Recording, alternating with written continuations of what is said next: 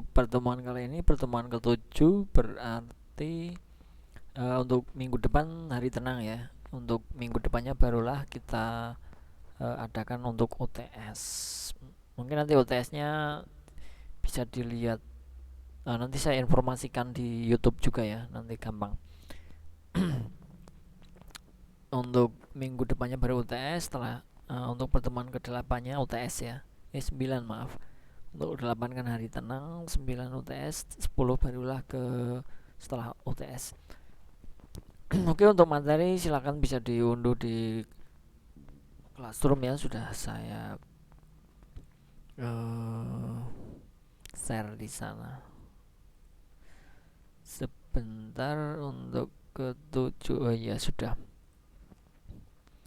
Oke, langsung saja kita ke materi sambil menunggu teman yang lain yang belum bergabung segera untuk bergabung. Kita akan bahas mengenai keamanan sistem World Wide Web. Nah, tentunya kalian semua sudah tahu ya, World Wide Web itu adalah www. Keamanan sistem www. Oke, fasilitas internet HTTP, mail, FTP, Gopher dan lain-lainnya untuk internet. Nah, World Wide Web ini salah satu aplikasi yang membuat populernya di internet. Kalau kalian melihat mengunjungi web itu tentunya berbanyak sekali ada www ya, atau alamat internet itu banyak menggunakan www, populer untuk di internet tentunya. Kemudian untuk unggulan web, kemudian mengakses informasi ya untuk www ini. Kalau kalian membuat sebuah web, pada saat di-upload tentunya juga alamatnya adalah www nantinya ya. Konsepnya hypertext, membaca sistem www browser, Netscape, Internet Explorer, Mozilla, Chrome, Link, Mosaic dan lain-lain semuanya saya rasa sudah kompatibel semua ya dengan semua browser kalau untuk www tersebut ya. Perkembangan www dan internet menyebabkan sistem informasi menggunakannya sebagai basis. Banyak aplikasi sistem informasi yang tidak terhubung ke internet tetapi tetap menggunakan basis web atau intranet. Nah, keamanan sistem informasi bergantung pada keamanan sistem webnya. Nah, seperti itu. Nah, arsitektur sistem web terdiri dari dua sisi, server dan klien ya. Server itu dari servernya, untuk klien itu pengguna atau usernya. Nah, sistem web dapat menyajikan data dalam bentuk statis dan dinamis ya. Kalau statis itu biasanya semacam sistem yang informasi, bisa dikatakan tidak ada interaksi sistemnya ya. Interaksinya mungkin dengan pihak kedua tentunya, misalkan dengan menggunakan WhatsApp, email dan lain sebagainya. Sedangkan untuk dinamis sendiri itu tentunya kalian sudah tahu juga ya, itu bisa ada interaksi, ada sistem yang berjalan di situ, kemudian ada database untuk penyimpanan interaksi antara klien dan server tadi ya. Program dapat dijalankan di server misalnya PHP, ASP, CGI dan di klien JavaScript Applet. Sistem server maupun klien memiliki permasalahan yang berbeda. Ini ada di klien server. Asumsi sebuah sistem web dari sisi pengguna ya. Nah, sistem web memiliki dan dikendalikan oleh organisasi yang memiliki sistem tersebut. Misalnya, domain RCTI TV dan isi situsnya menunjukkan bahwa situs itu memiliki RCTI. Maka dapat dipercaya bahwa situs itu miliknya RCTI. Pembajakan domain merupakan pengecualian terhadap asumsi ini.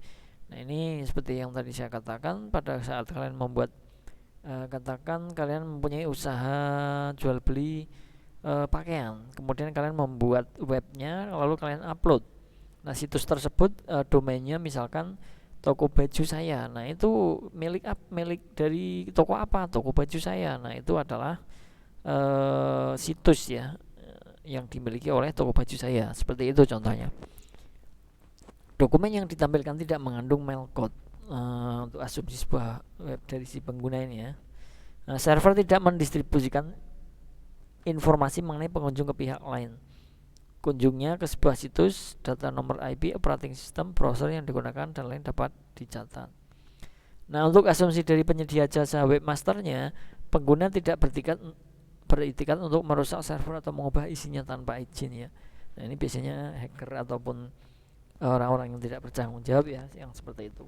Nah, pengguna hanya boleh mengakses dokumen-dokumen atau informasi yang diizinkan untuk diakses. Jadi kalau memang tidak diakses, jangan diusahakan untuk diakses. Nah, itu namanya pembajakan atau hacker ya.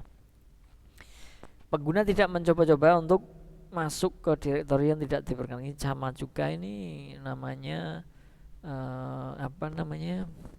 kejahatan dalam dunia internet itu cyber ya, kejahatan cyber ya. Kalau memang mencoba masuk untuk direktori yang tidak diperkenankan. Nah, untuk asumsi kedua belah pihak, jaringan komputer dan komputer bebas dari penyadapan pihak ketiga. Padahal ada ya banyak untuk kebocoran-kebocoran tertentu. Informasi yang disampaikan dari server ke klien dan sebaliknya terjamin kebutuhannya dan tidak dimodifikasi oleh pihak ketiga yang tidak berhak. Asumsi-asumsi di atas dapat dilanggar sehingga mengakibatkan adanya masalah keamanan baik di server maupun di klien. Nah, ini biasanya ya tergantung dari pihak mana yang menyalahgunakan atau yang melanggar dari keamanan tersebut, dari asumsi-asumsi di atas ya. Keamanan server WWW merupakan tanggung jawab administrator jaringan. Dengan dijadikan server WWW, maka ada akses yang dibuka untuk orang luar. Server WWW menyediakan fasilitas agar klien dapat mengambil informasi. Informasi yang diambil dalam bentuk file. Misalkan kalian mendownload itu kan dalam bentuk file ya, di dalam suatu web misalkan. Menggunakan perintah get, informasi yang diambil isi asumsi di server PHP, ASP, CG, dan lain-lainnya, tentunya karena menggunakan web ya. Nah, kedua server di atas mengambil dan mengeksekusi file, memiliki potensi lubang keamanan. Lubang keamanan sistem WWW dapat menghasilkan serangan informasi yang ditampilkan diubah atau device ya. Nah, ini kalau keamanan WWW itu sudah ada yang ibaratnya merusak ya atau membobol, itu terkadang yang ditampilkan itu berubah, diubah oleh orang yang tidak bertanggung jawab misalnya, atau device. Informasi yang seharusnya untuk kalangan terbatas ternyata berarti ditampilkan orang-orang yang tidak berhak. Nah, ini biasanya seperti itu, yang terbobolnya seperti itu. Informasi dapat disadap, misalnya pengiriman nomor sisi, monitoring kemana seseorang melakukan surfing, DOS attack, server WWW yang terletak di belakang firewall. Lubang keamanan server WWW dapat melemahkan dan bahkan menghilangkan fungsi firewall. Membatasi akses melalui kontrol akses. Perlu dibuat pembatasan agar akses ya, agar orang-orang tertentu saja yang dapat ini, tentunya di setiap sistem itu biasanya ada pembatasan akses ya, sesuai dengan tempatnya masing-masing biasanya. Pembatasan akses dapat dilakukan dengan membatasi domain atau nomor IP yang dapat mengakses, menggunakan user dan password. Sudah pasti ya, tiap orang akses walaupun IP-nya sama. Kalau dengan user dan password yang berbeda mungkin lumayan tidak ini ya, bisa diakses oleh orang lain. Mengenkripsi data sehingga hanya dapat dibuka oleh orang yang memiliki kunci. Nah, di situ ada sistem enkripsi juga bisa digunakan untuk pembatasan akses untuk demi keamanan server WWW tersebut ya. Potensi lubang keamanan pada skrip sisi server antara lain user memasang skrip yang dapat mengirim data password kepada pengunjung yang mengeksekusi skrip tersebut. Skrip dipanggil berkali-kali sehingga berdampak server menjadi terbebani, CPU time meningkat. Ini biasanya bisa dikatakan ngehang. Itu nanti terkadang lubang keamanannya itu bisa ini ya, lemah ya. Melalui Guessbox dapat diisikan link yang ke halaman pornografi atau diisikan sampah sehingga memenuhi disk. Nah, itu biasanya seperti itu ya. Ada yang dialihkan ke pornografi, kemudian ada yang diisikan sampah dan lain sebagainya. Itu yang tidak penting. Itu biasanya pada saat kita mengakses website tersebut, terkadang yang keluar beda yang kita inginkan. Teks yang dikirim diisi dengan karakter tertentu dengan tujuan yang merusak sistem. Seringkali dilakukan pada search engine dengan masukkan kata kunci seperti persen, drop table, tanda petik tunggal, dan lain-lain. Salah konfigurasi HTTPD, misalnya HTTPD dijalankan oleh user root kalau yang sudah di root ya. Nah, biasanya berhubungan dengan masalah privasi, penyisipan malkode. Masalah privasi, kunjungan ke sebuah situs dapat mengakibatkan adanya cookie yang berguna untuk menandai pernah berkunjung ya. Kalau sudah pernah berkunjung biasanya ada cookiesnya, sehingga bila mengunjungi lagi situs tersebut maka server dapat mengetahui kita kembali. Kalau masalah privasi seperti itu. Nah, dampak cookie-nya bagaimana? Ketahuan kemana saja kita surfing. Cookie bisa dicuri bagaimana bila ada data yang privat rahasia seperti user dan passwordnya. Itu terkadang cookie tersebut itu kalau memang perlu untuk keamanan mungkin kita bisa hapus setiap kita melakukan surfing ya.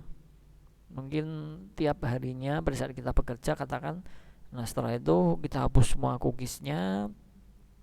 Nah untuk hari besoknya baru kita memasukkan alamat lagi seperti itu.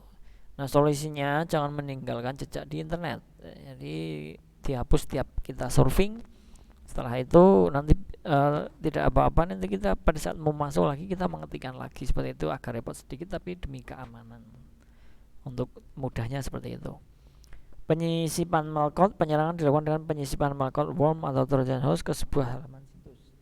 Dampaknya klien dapat dikendalikan dari jarak jauh, penyadapan terhadap apa yang diketik, melihat di isi directory, melakukan report, bahkan dapat melakukan format disk. Nah ini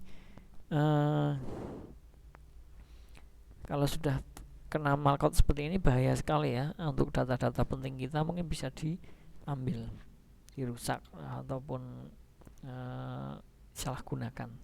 Solusinya aktifkan antivirus yang dapat mengecek halaman dari sebuah situs. Kalau memang untuk perusahaan memang penting, pakailah antivirus yang berbayar. Kalau untuk kita dalam kuliah mungkin cukup dengan antivirus ya, tapi kalau usahakan jangan hanya satu saja.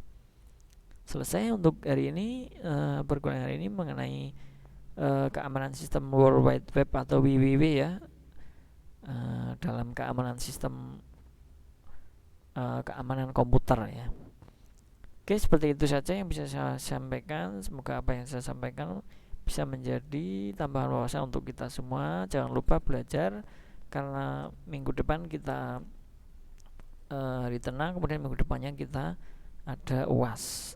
Misalkan ada UAS melalui siakat ya silahkan nanti dipersiapkan belajar, karena kalau di siakat saya berikan hanya 2 kesempatan, kalau tidak ada nanti nilainya tidak ada kalau salah terus ya, kalau tidak sesuai nilai yang saya tetapkan seperti itu. Mungkin sudah tahu ya untuk OTS kompetensi CPT ya di siakat itu nanti seperti itu mungkin kalau memang sudah jadi ya. Oke, saya akhiri untuk pertemuan hari ini mengenai keamanan sistem World Wide Web dalam mata kuliah keamanan sistem komputer ya. Semoga nanti bisa berguna untuk dalam belajar mengenai keamanan komputer. Terima kasih. Saya akhiri. Wassalamualaikum warahmatullahi wabarakatuh. Salam sejahtera untuk kita semua. Selamat belajar, selamat beraktivitas. Terima kasih.